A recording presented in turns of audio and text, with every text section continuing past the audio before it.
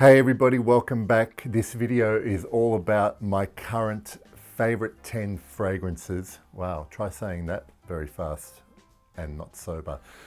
I am going to go through them reasonably quickly. I don't want this to be a very overly long video. I do this video twice a year. So every 6 months I have a look at my wardrobe and I try and choose my 10 favorites again. And if you've been watching these videos for the last couple of years, you'll know that every time I do this, there's always 2 or 3 or 4 fragrances that are kind of always in this top 10. And then there's always some newer ones that have come in because they've come into my wardrobe over the last 6 months or whatever. And it's no different this time around. So I'm going to get right into it, starting off from number 10 and counting my way up to number 1. All right, so number 10 is from the house of Rogue Perfumery from the United States. This is Dovish. I'm going to put a graphic up on screen because, it's a bit, I don't want to waste time trying to get this in focus. I have done a review on this. I think I've done a review on this. Yeah, I'll check anyway. The reason I love this so much is, now, this room is going to smell amazing by the time this video is finished. I have a very evocative, kind of emotional, nostalgic connection to this fragrance. There is definitely something that reminds me of my childhood here. I've mentioned it in a previous video. If you watch my video about me answering questions, I mentioned this fragrance. This is at number 10 at the moment. I've put it in the top 10, and I can only imagine that my love for this fragrance is going to continue to grow the longer I own it. It is sweet, it's kind of vanilla-y and vinyl-y, and there's a little bit of leather there. It's so hard to describe and so different to what else is out there as well. But just so you know, if you do try, there is certain sweetness in this fragrance. If you're averse to sweet fragrances, you may not love it as much as I do, but I think it's fantastic. That's Dovish at number 10. Okay, so at number 9, I'm not going to talk too much about this. This was actually my number 1 the last time I did this video 6 months ago. I'll always love this fragrance. It's always going to be special to me. This is Francesca Bianchi's Under My Skin. Enough said about it. You can watch my review. I love this fragrance, full stop. At number 8, this is a very, very special fragrance for me. It is my all-time favorite amouage. I can say it easily. It is Fate Woman. It's the one marketed to women, but it is a magnificent Oriental Chypre. It has so much going on. Every part of its development from top to bottom just does something magical for me. And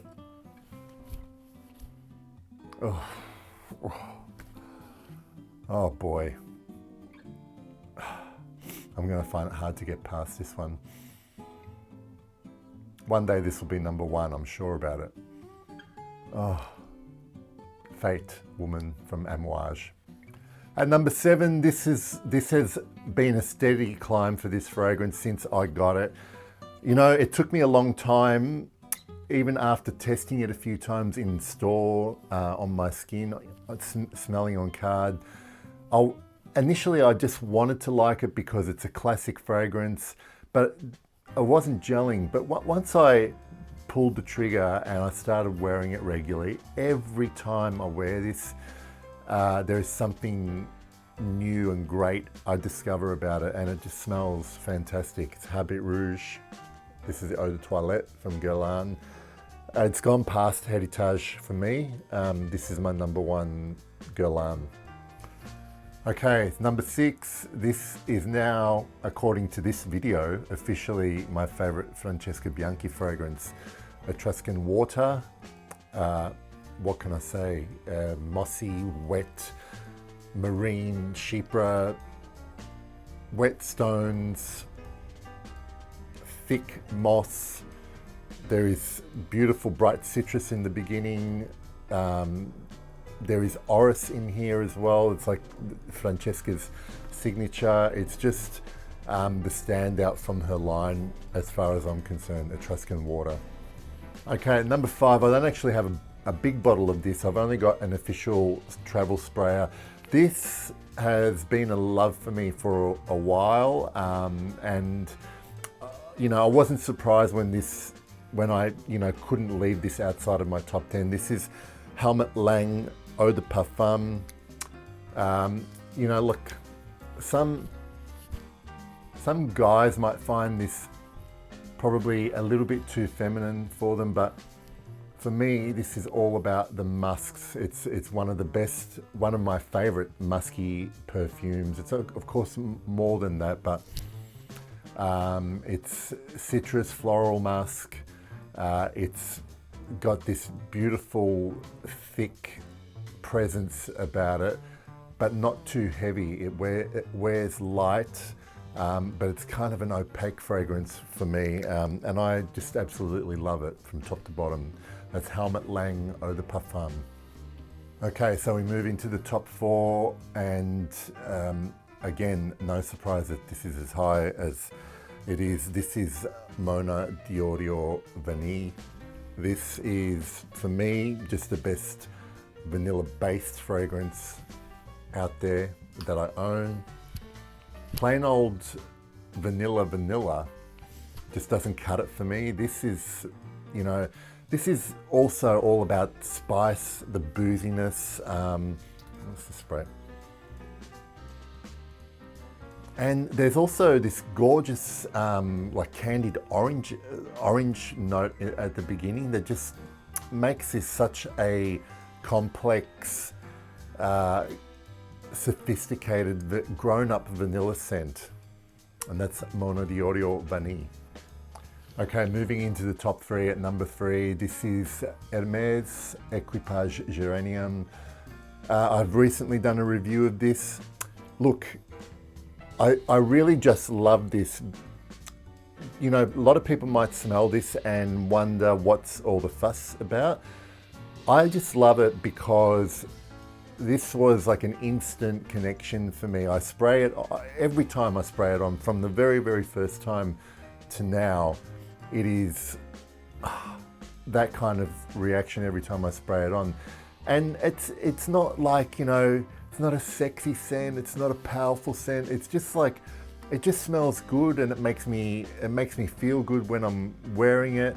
And it's simple, it's elegant, as you expect from a lot of Hermes, and this performs very well on me, and it made me fall in love with the note of geranium as well. That's Hermes Equipage Geranium. Okay, at number 2, with a very, very fast bullet, because I haven't actually had this fragrance for very long, but this has had instant impact for me. I can't tell you how much I've enjoyed every wearing of this, and the best part was that it was a blind buy and I instantly liked it. Nicolai's Patchouli Intense.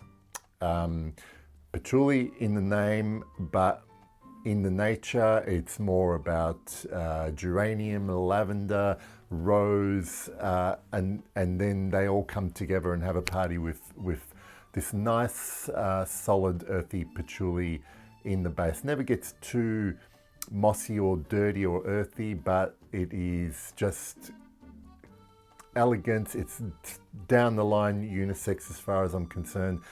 And this is probably, I can safely say, the longest lasting fragrance in my whole wardrobe. Patchouli Intense. Okay, number 1 is not a surprise. It has been number 1 previously. And because of that fact, this is undoubtedly like just an all-timer for me. This is backup bottle worthy, I think now. And now that I look at this, I know that this 60ml bottle of 1740 Marquis de Sade is just unsatisfactory, and I'll need to get a bigger one. But that is my number 1. 1740 Marquis de Sade by Histoire de Parfum is my number 1 for May 2020. I'll do another one in 6 months. The top 10 will look different again, but there'll be some of these bottles in that top 10 for sure. I hope you found that entertaining, enjoyable, informative, and fun. And I'll see you all. Thank you for watching, by the way, and I'll see you all very soon. Bye.